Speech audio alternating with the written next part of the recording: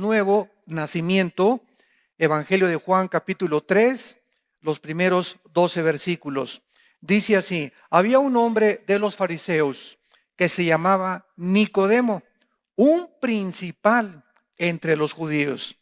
Este vino a Jesús de noche y le dijo: Rabí, sabemos que has venido de Dios como maestro, porque nadie puede hacer estas señales que tú haces si no está Dios con él.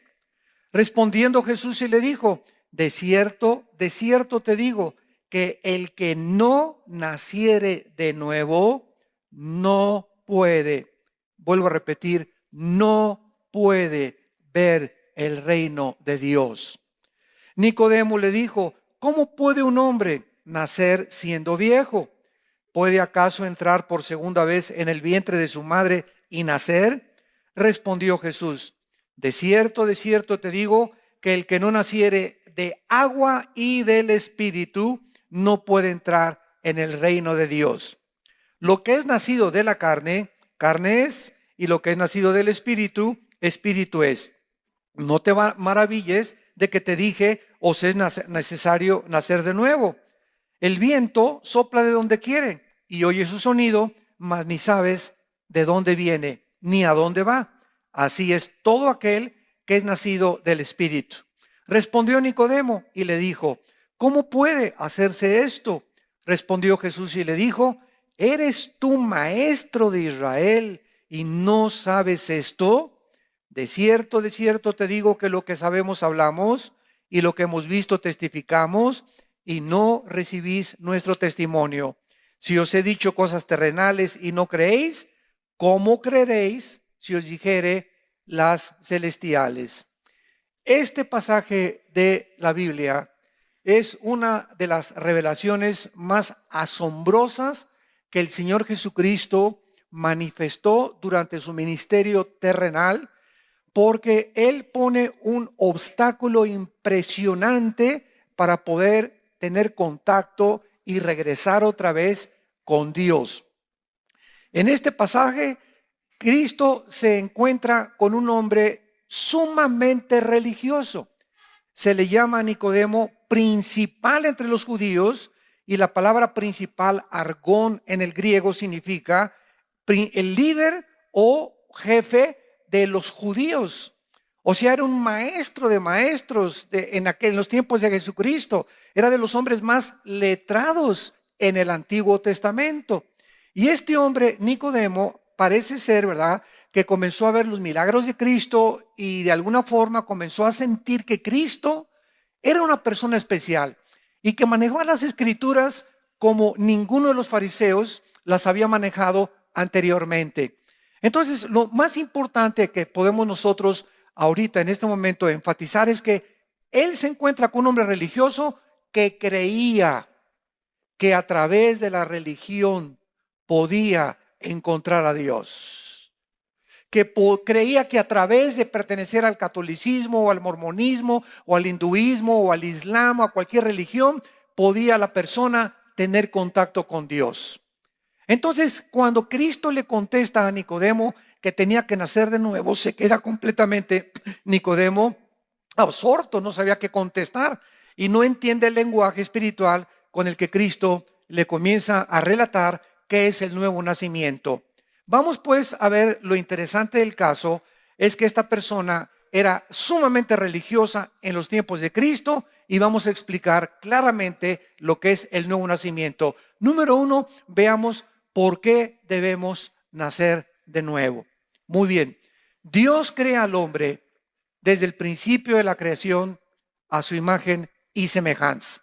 Génesis 1, 26 y 27. Esto significa que el ser humano traía la imagen de Dios dentro de él. Ahora, ¿qué es la imagen de Dios? ¿Qué es lo que Adán tenía que cuando el pecado entró se perdió? Porque desde Adán hasta nuestros días, si la Biblia nos dice que tenemos que nacer de nuevo, es porque nacimos físicamente, pero muertos espiritualmente. Porque el nuevo nacimiento, como Nicodemo equivocadamente lo percibió, era la reencarnación. Me estás diciendo que tengo que reencarnar, o sea, regresar al vientre de mi madre y volver a nacer, como se enseña en la India, en la famosa teoría de la reencarnación. Y Cristo le dice, ¿verdad? No, tú estás completamente equivocado. Esto es de la carne. Lo que es nacido de la carne es lo que es del espíritu. Espíritu es, te estoy hablando de un nacimiento espiritual. Y Nicodemo, debiendo ser maestro de religión, no entendía qué significaba nacer de nuevo. Veamos en el libro de Efesios, capítulo 4, versículo 24, cuáles eran las tres características que Adán poseía y que perdimos, porque necesitamos comenzar desde el principio para ver la necesidad de por qué debemos nacer de nuevo. ¿Por qué se necesita que el espíritu que murió dentro de nosotros cuando el pecado entró, necesita volver a resucitar? Y no es a través de las obras, ni de las peregrinaciones, ni de los sacrificios, ni de sacramentos, ni de ninguna otra cosa, sino es a través de la enseñanza del Señor Jesucristo. Dice en Efesios 4, 23 y 24, y renovaos en el espíritu de vuestra mente, y vístanse del nuevo hombre creado. ¿Quién es el nuevo hombre? Aquí Pablo está hablando de las personas que ya nacieron de nuevo. Porque el momento que nacemos de nuevo vamos a ver que Dios crea completamente dentro de nosotros una nueva criatura.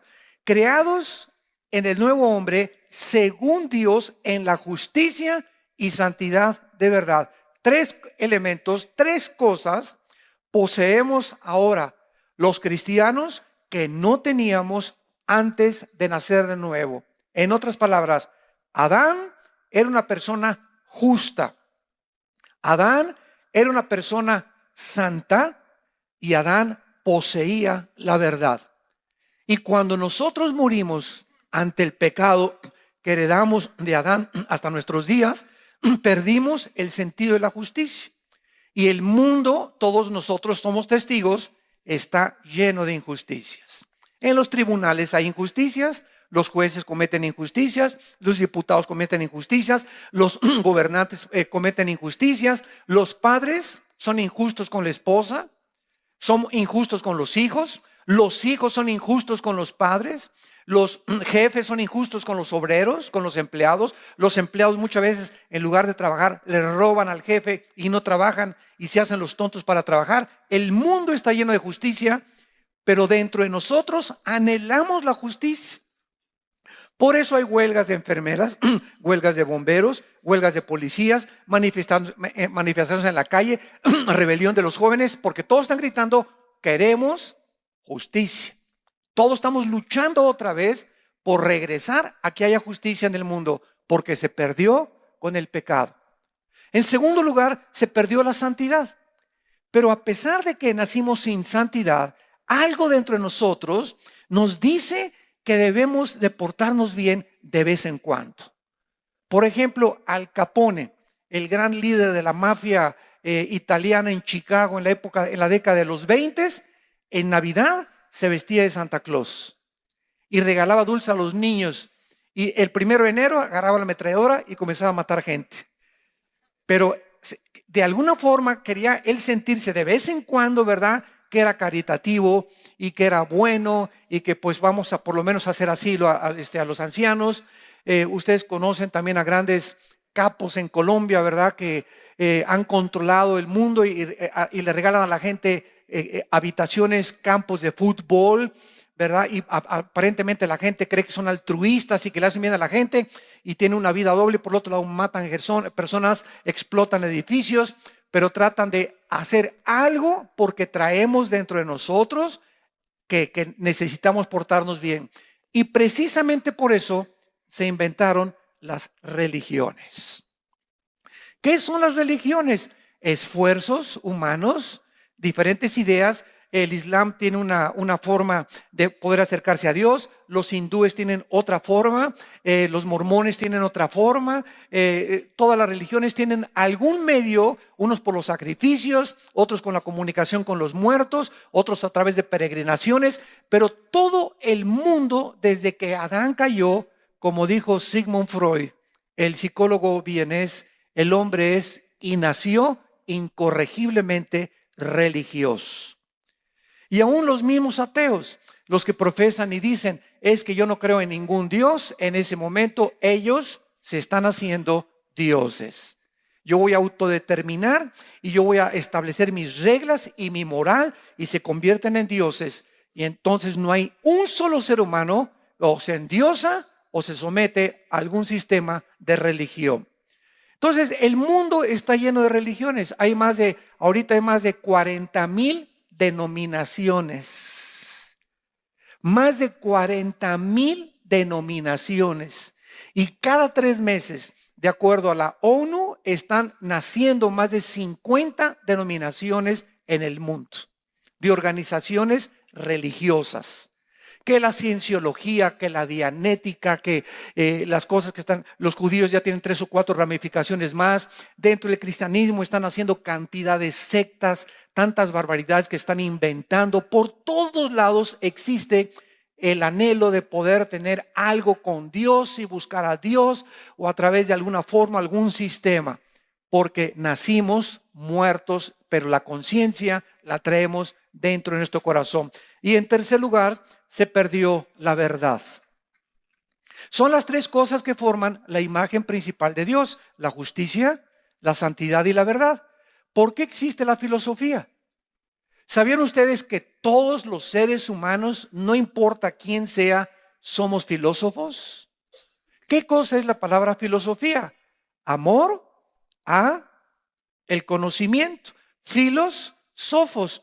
Filos o fileos es amor y sofos es sabiduría o conocimiento. Entonces, todos nosotros de alguna manera amamos nuestros pensamientos. Los que son adúlteros aman el adulterio. Los que son inmorales aman la inmoralidad. Los que son borrachos aman el alcohol. O sea, todos los pensamientos que tú ames, todos los pensamientos que te dirijan, la forma como tú actúas en la vida es por lo que tú estás pensando. Tú eres lo que tú piensas y te comportas conforme a lo que tú crees. Entonces, de alguna forma, esa forma de conducirte te hace ser un filósofo, porque amas lo que tú piensas y actúas conforme a lo que tú amas. Entonces, ¿de dónde salió la filosofía? ¿De dónde salió la filosofía de los griegos? Heródoto, Demóstenes, Platón, Sócrates, para poder comenzar a pensar: pienso, luego existo, existo, luego vivo, vivo, tiene que haber una causa. Esta causa no está dentro de mí porque yo no inventé nacer. Esta causa tiene que trascender mi personalidad y mi mente. Forzosamente, dijeron los filósofos griegos, esta causa tiene que ser Dios. Los filósofos, 150 años antes de Cristo, creían en Dios. Y en el siglo XX nacieron la mayor parte de los ateos de toda la historia. O sea, los filósofos del siglo XX, Carlos Darwin, ateo; Sigmund Freud, ateo; Carlos Marx, ateo; Friedrich Nietzsche, ateo; Ingersoll, ateo; Bertrand Russell, ateo; Jean-Paul Sartre, ateo; Christopher Hitchens, que se acaba de morir, ateo; Richard Dawkins, que es el ateo número 1 en el mundo, ¿verdad? Que acaba de escribir un libro, La ilusión de Dios. Todos estos hombres se creen mejores que Demóstenes, Sócrates y todos los filósofos de la época de oro de la filosofía. Y la filosofía no ha evolucionado porque eran más grandes pensadores ellos que los de aquí. Entonces, amamos la verdad, queremos conocer la verdad, pero no sabemos que la verdad no se encuentra en ningún sistema. La verdad se encuentra en una persona que se llama Jesucristo. Y dice Colosenses capítulo 2, en Él, cuando Jesucristo entra a tu vida, vamos a ver cómo se nace de nuevo. Cuando Él entra a tu vida, en ese momento, en Él están escondidos todos los tesoros del conocimiento y de la sabiduría. Dice en 1 Corintios 2, lo vamos a ver, tenemos la mente de Cristo. O sea, cuando nacemos de nuevo, comenzamos a conocer la verdad. Como dicen los jóvenes, la neta de todas las cosas.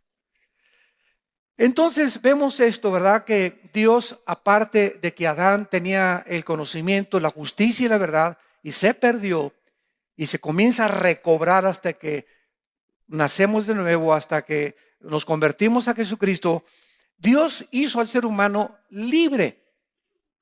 Hace muchos años, un teólogo llamado Agustín de Hipona, en los primeros años de la era cristiana, hizo esta conclusión. Dios tuvo tres opciones para crear el mundo. Número uno, no crear nada. El Padre, el Hijo y el Espíritu Santo han existido siempre.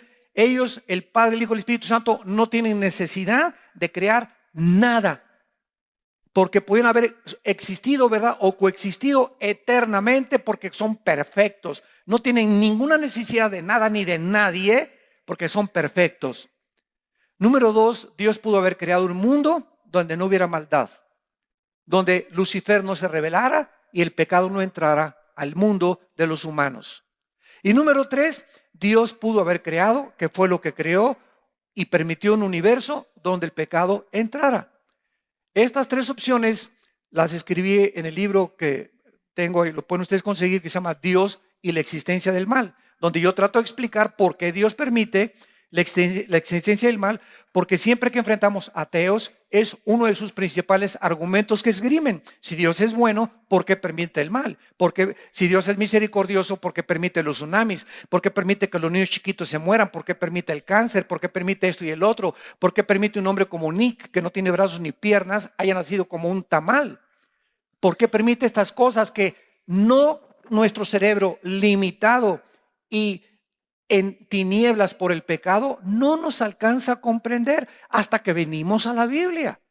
Y la Biblia nos comienza a explicar y comenzamos a ver que las tinieblas se comienzan a hacer a un lado y comenzamos y decimos, como dijo Job, ahora me callo porque tú lo hiciste y aunque me matares, en ti seguiré esperando, porque me purificarás como el oro. Entonces Dios en su sabiduría permite que hacer un universo donde el mal exista. ¿Por qué? Vean la sabiduría de Dios. Si tú contestas, pues si yo hubiera sido Dios, mejor no hubiera creado nada, no se puede sostener filosóficamente tu proposición. ¿Por qué? Porque no puedes demostrar que la nada es mejor que lo algo. Entonces muchas veces, ¿verdad? Tú no puedes decir, es mejor no haber nacido a haber nacido, porque no sabes hasta que naces el propósito por el cual naciste.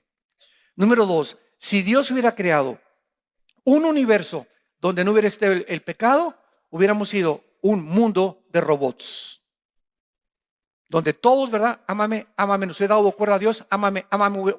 Criaturas completamente robotizadas, programadas para amar a Dios. Pero Dios escoge su tercera opción en su infinita sabiduría para que pudiera haber criaturas que determinaran libremente amarlo, conocerlo y servir. Entonces, cuando hay libertad, tiene que haber dos caminos. ¿Se imaginan ustedes esos países que hay ahorita en el mundo donde voten por tal presidente y nada más hay un candidato? Digo, por favor, y aunque haya dos, muchos países, ¿verdad? Sabemos que aunque haya dos, el que va a ganar es el macho machín o el papucho de papuchos. Entonces, ahí pues no hay libertad. ¿Cuál libertad? ¿Cuál democracia, no? La democracia es una falsedad totalmente en muchas naciones. Entonces, si no hay dos caminos, si no hay dos opciones, no hay libertad. No es cierto que haya libertad. Entonces tiene que haber la libertad de escoger un camino, el bien, y la libertad de escoger el otro camino. No quiero seguir el bien, quiero ser malo. Y esto es una opción que cada persona determina, por lo cual va a ser juzgada. Entonces Dios permite la entrada del mal, porque al entrar el mal en el universo, la criatura en su libertad abusa de esta libertad y el mal entra a la creación. ¿Qué es el mal? Dios no es el creador del mal. El mal entra cuando las criaturas que Dios creó abusan de la libertad y entonces esto es lo que se convierte en la maldad. Cuando tú tienes un coche y te da el gobierno la licencia, señor Pancho Pantera, usted va a manejar, pero sabe una cosa, hay señales 80 de velocidad, hay altos y usted es libre para manejar en la carretera, libre para manejar en la ciudad, pero usted tiene que estar restringido por los altos y las señales de tránsito. Si usted se cruza un alto, usted está violando esta libertad y puede usted morir en un choque. Entonces, todo en la vida está limitado. Una cosa es libertad y otra cosa es libertinaje. Sale el Pitirijas, chicas, cuijas de la cárcel y le dice el juez: Pitirijas, eres libre, ya pagaste tu sentencia. Y el Pitirijas sale: gracias a Dios, gloria, sí, ahora sí que viva Zapata, esto y el otro, y voy a seguir matando. Espérame tantito, Pitirijas, eres libre para portarte bien. La libertad que se te concede no es para que hagas el mal, porque si haces el mal ya no es libertad, es libertinaje. Muchachas, ustedes son libres para tener un novio y son libres para casarse con el que quieran, pero si tú abusas del sexo, tú vas a tener consecuencias con las cuales vas a tener que responder a tu cuerpo, a tu familia, a tu bebé que van a ser y a Dios también. Entonces, tiene forzosamente que haber esta opción, si no, no habría juicio. ¿Para qué vamos a ser juzgados después de morir? Para saber cómo usamos la libertad que Dios nos dio. ¿Y cuántas personas conocemos, verdad? Como ahorita este grupo allá en el Medio Oriente que llama ISIS, el Estado Islámico, que llegan a cada pueblo que llegan y eres suní, porque el Islam está dividido entre sunis y entre chiitas. No soy chiitas. A la mujer le abren el vientre y le sacan el bebé. A los hombres los decapitan y a los niños les cortan los brazos para que nunca puedan ser guerreros. Y están haciendo miles de masacres. Hace poco a un piloto de Jordania lo metieron en una jaula y lo quemaron vivo. Ya son cosas, ¿verdad?, donde un grupo de personas han dejado de ser humanos. Ya descendieron este grupo al nivel de los animales, donde ya no hay sentimientos, ya no hay afecto natural, ya no hay amor ni compasión por ningún ser humano. Aman el sufrimiento, aman ver sufrir a los demás. Los animales matan por comer, nosotros por placer. Entonces, ¿quién de nosotros podría pensar que si agarran vivos estos individuos no merecen la pena de muerte? Todos gritaríamos amén, amén y amén. Esas personas perdieron el derecho de vivir. Y esto fue lo que Dios estableció claramente en la Biblia. Entonces Dios nos concede eso, ¿verdad? Pero el hombre se rebela contra su creador. Y el hombre decide ser gobernado por él mismo y no por Dios. Y veamos nosotros en Génesis capítulo 3, inmediatamente todo esto nos va a ayudar a comprender las palabras de Cristo, por qué tenemos que nacer de nuevo. Vamos a ver que el ser humano, al pecar, al decirle Dios a Adán: Adán, mira el huerto tan lindo que tienes. Mira nomás esos árboles de mangos, Adán. Mira esos árboles de naranjas, los melones, los tomates, las uvas, las vides, etcétera, las higueras. Tú puedes comer de todo, Adán. Pero hay un solo árbol, Adán. Solamente una prohibición tienes. Tienes libertad para 99 cosas y una sola cosa te prohíbo: que no comas de ese árbol del conocimiento del bien y del mal. ¿Qué tenía este fruto que Dios no quería que el hombre, creado a su imagen y semejanza, participara de él? Independientemente que haya sido una manzana o un chabacán o una naranja o un mango, la fruta que se comió Adán, casi siempre se cree que es una manzana, porque la manzana es la fruta que más vitaminas y minerales tiene de todas las frutas. Hay un dicho en inglés que dice: one apple a day keeps the doctor away. Una manzana diaria mantiene al doctor lejos de tu vida. Porque si tienes gastritis y acidez, una manzana en ayunas, olvídate, medicina es lo mejor contra la acidez estomacal, es lo mejor contra la diabetes, es lo mejor contra el colesterol, es buenísima en ayunas una manzana o dos, los que te quieras comer, ¿verdad? Entonces, bueno, suponiendo que fue una manzana, pero ¿cuál es el propósito de Dios? El árbol del conocimiento. Pero noten esto, era un fruto que tenía el conocimiento, no dijo del mal, del bien y del mal. En otras palabras, Adán, yo no quiero que si tú comes este fruto, determines por ti mismo qué es bueno y qué es malo. Este era el propósito de Dios. Dios no quiere que el ser humano decida para nosotros mismos qué es bueno y qué es malo. Y como nosotros participamos de ese fruto, estamos como estamos. Ahora, para nosotros, el matrimonio entre un hombre con un hombre no tiene nada de malo. Hasta la boda hacen. Y hasta familiares van y aplauden. Es que se quieren los dos, Chuchín y Manuelito se quieren. Y Jimena con Carmelita se quieren. Y el ser humano ya perdió completamente la noción entre el bien y entre el mal. Ya no sabe qué es bueno y qué es malo. Y olvidando la Biblia y los principios morales es ilógico, ¿verdad? Si continuamos así, el mundo va a quedar despoblado, porque ¿quién va a traer a los bebés al mundo? Pero son tan cínicos que quieren adoptar por el amor de Dios. Ay, ¿y qué tal si ya no hay mujeres, verdad? ¿Para qué crear mujeres de entonces? ¿Y para qué Dios creó los sexos diferentes? Pero vemos a dónde hemos llegado. Hemos llegado al punto donde también antes de casarse no hay ningún problema. Dicen los doctores, los sexólogos y los doctores del amor y los expertos que para probar antes de casarse tengan relaciones sexuales, y es lo más normal del mundo que todo el 90% de las mujeres que se casan actualmente entran sin la virginidad al matrimonio, porque es lo más normal del mundo. Es lo más, ya en las escuelas regalan condones, en las universidades regalan condones, en los clubes, en todos lados, ¿verdad? Porque es lo más normal del mundo. Eso es lo que nosotros pensamos. La Biblia dice que es pecado. Y es Dios el que estableció las leyes morales para que seamos gobernados por ellas. Pero como las hemos violado nosotros y hemos querido nosotros decidir qué es bueno y qué es malo, ahí están las consecuencias a nuestro alrededor. Mujeres embarazadas, mujeres madres solteras, SIDA, enfermedades venéreas, ébola, problemas bacteriológicos, problemas en la microbiología, problemas en lo que estamos haciendo, cánceres, etcétera, etcétera. ¿Y todo por qué? Porque nos creemos dioses, porque nosotros creemos que podemos decidir entre el bien y entre el mal. Ahí están los nazis del siglo XX, que para ellos matar 6 millones de judíos era matar ratones. Así dijo Hitler: los judíos no son seres humanos, son ratones. Oye, ¿viste contra la cola? O las orejitas o el color gris de los ratones. Pero de acuerdo a su perspectiva los convirtieron en ratones. ¿Y saben lo que hicieron los nazis?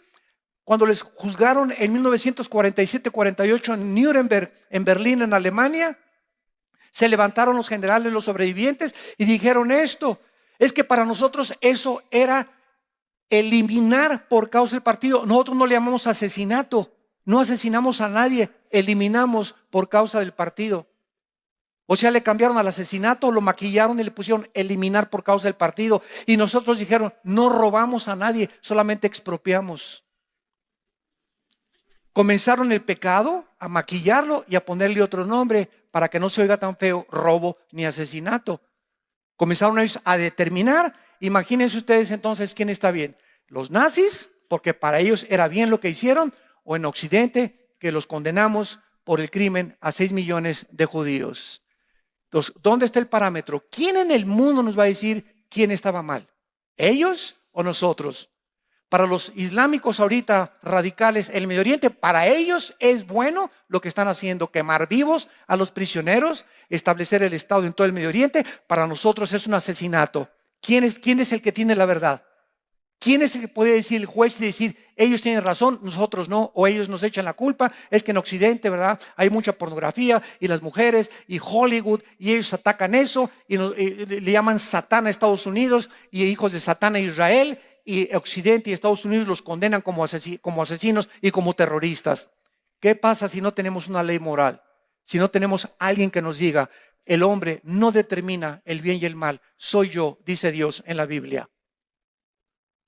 Y este es el mensaje que nosotros poseemos: predicar el evangelio de la gracia de Dios a un mundo que está confundido entre el bien y entre el mal. Adán no participa de ese árbol, y cuando Adán participa de ese árbol, se independiza de Dios. Y desde Adán hasta nuestros días, el hombre ha comenzado a determinar qué es bueno para mí, no es malo para ti. Lo que es malo para ti, no es bueno para mí. Como hace algunos años, cuando vivía el presidente Ronald Reagan, que murió como cristiano, uno de los mejores presidentes que ha tenido Estados Unidos después de Abraham Lincoln. Llegó al aeropuerto Ronald Reagan y un periodista lo interrogó y le dijo: ¿qué piensa usted de los homosexuales? Y entonces Reagan dijo, ¿verdad? Pues yo no estoy de acuerdo con ellos, porque eso es pecado, eso es algo que no debe ser, es contra la naturaleza. Dios hizo al hombre y Dios hizo a la mujer. Y entonces el periodista le contestó y le dijo, eso es lo que usted piensa. Y entonces Reagan le volvió a contestar, ¿sabe una cosa, señor periodista? No es ni lo que usted piensa ni lo que yo pienso. Nuestra opinión no vale la pena, sino lo que dice Dios en la Biblia. Y ese es el relativismo en el que hemos llegado. Te encuentras con personas y te dicen, es que para ti eso es malo y para mí eso es bueno. Entonces, si para ti eso es malo, pues está bien, es malo, pero para mí no es malo hacer lo que estoy haciendo. ¿Qué pasaría si no tuviéramos un patrón? Y ese es el punto al que el mundo ha llegado. Ya se están legislando los gobiernos, que son instituciones basadas en la institución más santa y más sagrada, que es el matrimonio. Están legislando los matrimonios gays. Los gobiernos están, es un suicidio moral de los propios gobiernos en el mundo entero y los estados que lo están haciendo. Porque es un ataque directo frontal contra la familia, contra el núcleo que forma la sociedad. Napoleón Bonaparte, cuando dijo en Francia en su primer mensaje, denme ustedes grandes familias y yo haré de Francia la mejor nación de Europa. El mismo Napoleón Bonaparte estaba consciente que la familia es destruida, la nación no sobrevive, porque las naciones están formadas sobre sociedades formadas por familias. Y ahorita la familia se está destruyendo. El ser humano muere entonces espiritualmente de Dios, el conocimiento de Dios, la justicia de Dios, la santidad de Dios, se mezcla, se ensucia y de Adán hasta nuestros días nacemos todos muertos. La palabra muerte en la Biblia, escucha, no significa cesar de vivir. La palabra muerte no significa cesar la existencia. La palabra muerte significa separación. Cuando tú mueres físicamente, no dejas de existir. No cesa la existencia. La gente cree que sí. Ya se murió el muertito, ya nunca lo voy a ver. No es cierto. Está en un lugar mucho mejor. Si era cristiano. Y ahora llega hasta la moda para, queremos resucitar al muertito. Si yo me muero y me quiero resucitar, les digo, mejor déjenme aquí. Estoy mucho mejor. ¿Para qué me quieren regresar a la tierra? ¿Al sufrir? ¿Verdad? Entonces, vamos a resucitar a los muertos. ¿Para qué? Están mucho mejor en el otro lado. Entonces, si conocemos la Biblia y comenzamos a entender la perspectiva divina, comenzamos a ver las cosas con la lente de Dios, con el enfoque con el cual Dios quiere que nosotros veamos el mundo. Ahora, en Génesis 3 vemos el resultado de esta independencia del ser humano contra Dios. Dice el versículo 7, entonces fueron abiertos los ojos de ambos. Pregunta, ¿qué estaban ciegos, Adán y Eva? ¿Estaban ciegos? No, ¿verdad? Fueron abiertos sus ojos hacia la existencia del mal.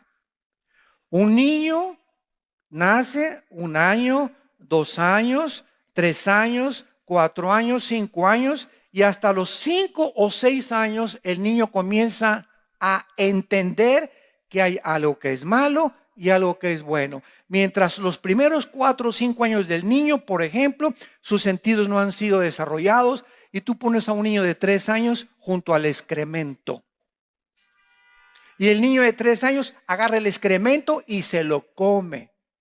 Porque el sentido del gusto y del olfato no lo tiene desarrollado todavía. No discierne. Metes a un niño de 3 años con una niña de 3 años encueraditos en una tina y ninguno de los dos se tapa. Están ahí felices, ¿verdad? Y la. Pero a los 5 o 6 años las niñas ya se tapan, o los niños también, o el niño ya fuchi. Ya comienzan a distinguir entre el bien y entre el mal. Entonces, Dios quería que fuéramos como niños, que no estuviéramos conscientes de la existencia del mal, porque el mal ya existía antes de Adán. Lucifer era un ángel caído antes de que fuéramos creados. Y la maldad ya había entrado, el pecado ya había entrado al mundo, al universo, con la creación de los ángeles rebeldes. Entonces Dios no quería que nosotros participáramos de eso. Y cuando peca Adán y Eva, se abren sus ojos a la existencia del mal. Y vean lo primero que pasa. Y cosieron hojas de higuera y se hicieron delantales. inmediatamente el pecado afecta la sexualidad. Inmediatamente el pecado lo primero que afecta es la sexualidad. ¿Por qué? Porque a través del sexo se transmite el pecado.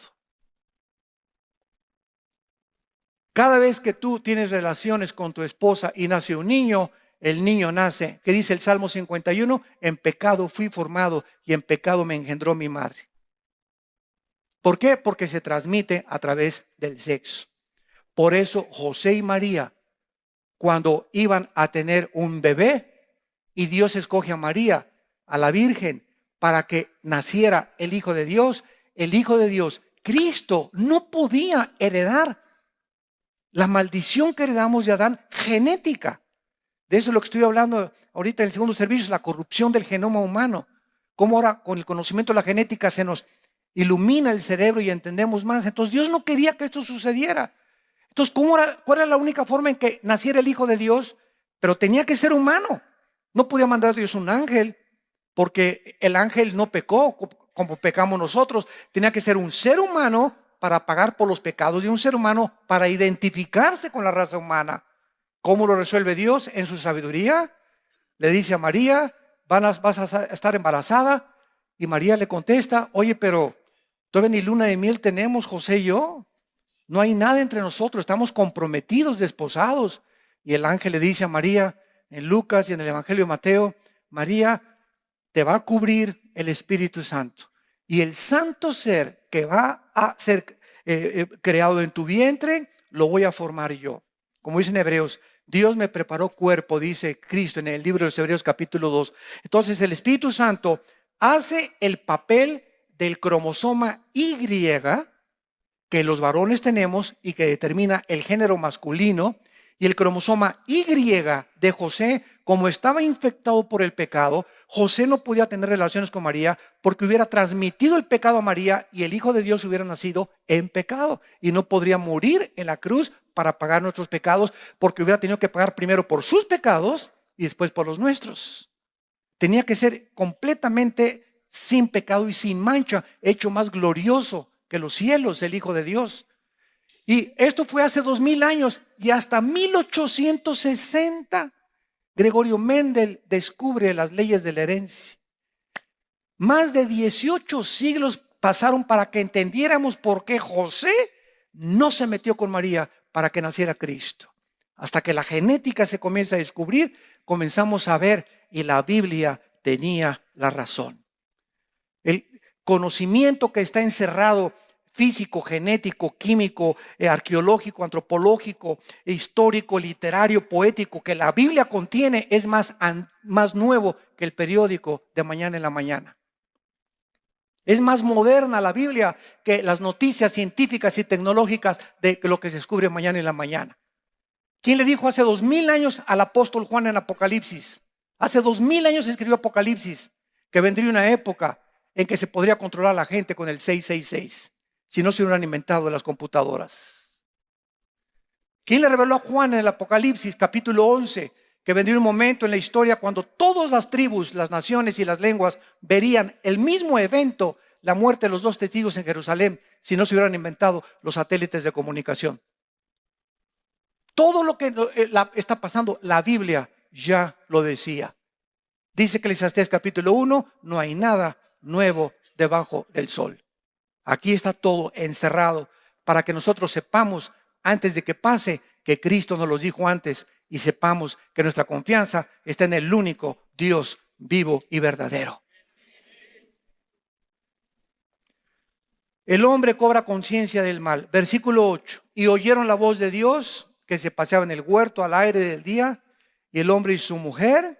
En segundo lugar, dice la Biblia, el hombre y su mujer se escondieron de la presencia de Dios. Número 1, cobraron conciencia del mal. Número 2, comenzaron a esconderse de Dios. Y ahora, desde Adán hasta nuestros días, todos los seres humanos, cuando nacemos, le huimos a Dios. Porque cuando nos enfrentamos con el Dios de la Biblia, el Dios vivo y verdadero, que es el único de las religiones que existen, que dice que cuando venimos a Él serviremos y nos deshagamos de todo lo que es los ídolos. Los seres humanos se encuentran desafiados ante un Dios celoso. Todas las religiones te permiten, bueno, mira, si eres católico, ¿verdad? Te puedes casar con un judío, con un musulmán, no hay ningún problema.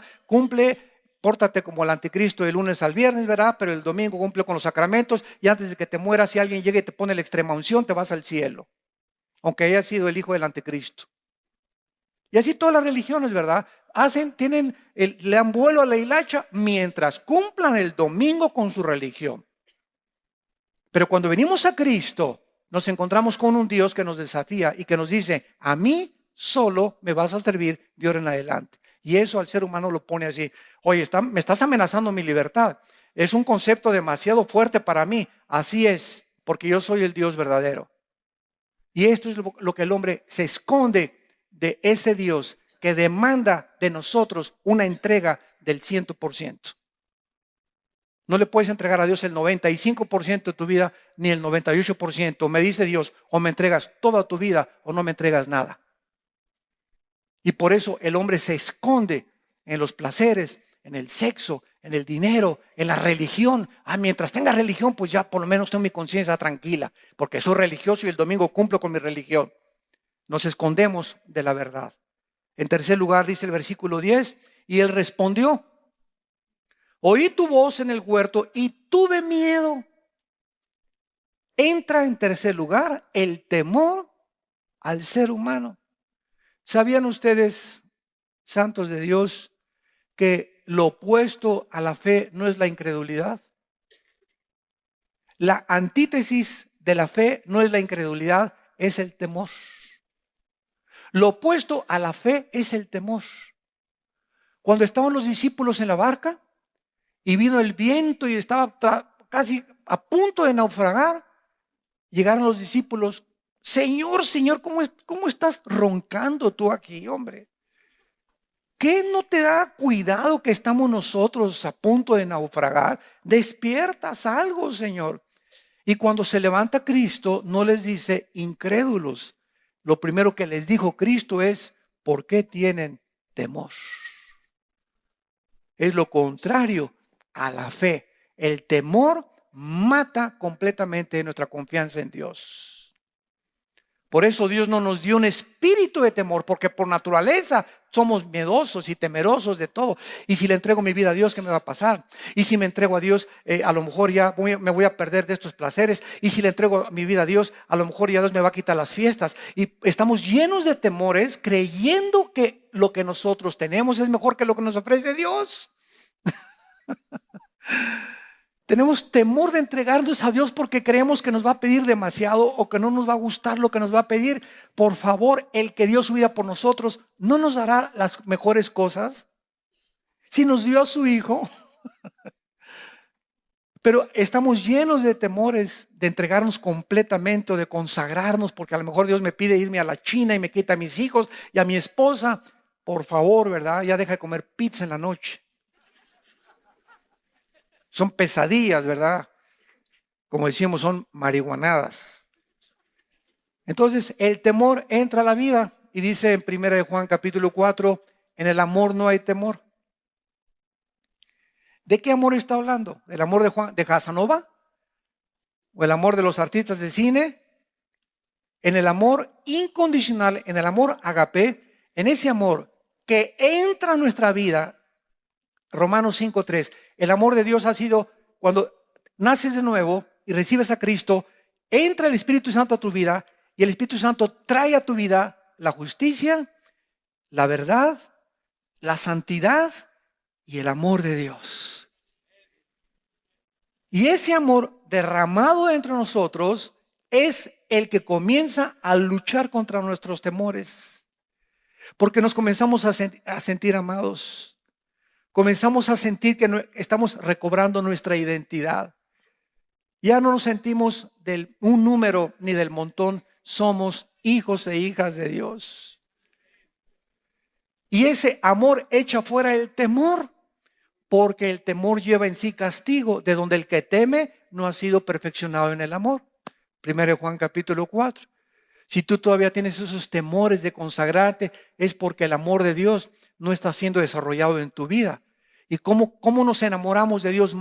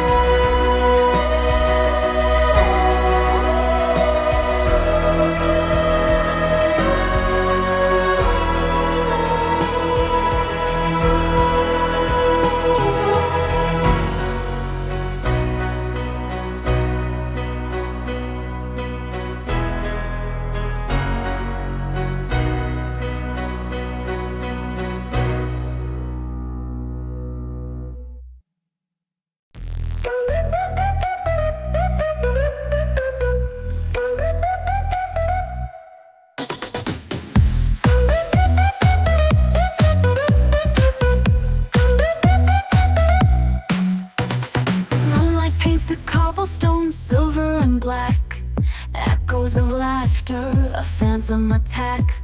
On my senses, your memory spins a dizzying waltz in the heart of the city where magic exalts. They say forget him, he's gone, he's a ghost. But I feel him here in the smoke and the frost of my breath in the cold. A name I can't speak, he's the fire and ice, the power I seek.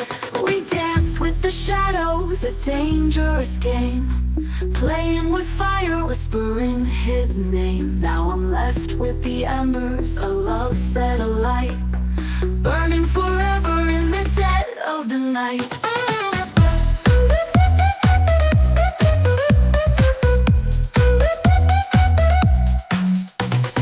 Caught in the rhythm, a spell I can't break, every beat of my heart, a promise we make.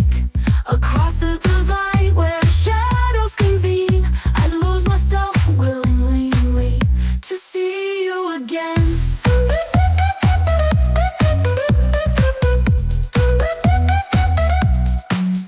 They call me a dreamer, lost in the haze, but I see through the veil to those forgotten days when we ruled the night with hearts unafraid. Now I'm haunted by whispers, promises made. We dance with the shadows, a dangerous game, playing with fire, whispering his name. Now I'm left with the embers, a love set alight, burning forever in the dead of the night.